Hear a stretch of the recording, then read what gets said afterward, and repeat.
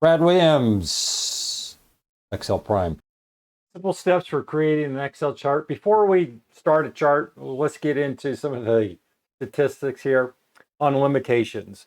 How crazy can you get in terms of building a chart? Well, it's really based on the memory within your computer. The limit is limited by the available memory.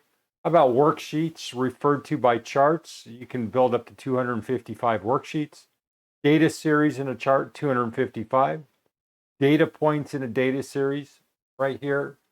These would be data points. Here's a data point, data point, data point. 32,000 data points in a data series on a 3D chart, 4,000. And total data points in a chart, 256,000.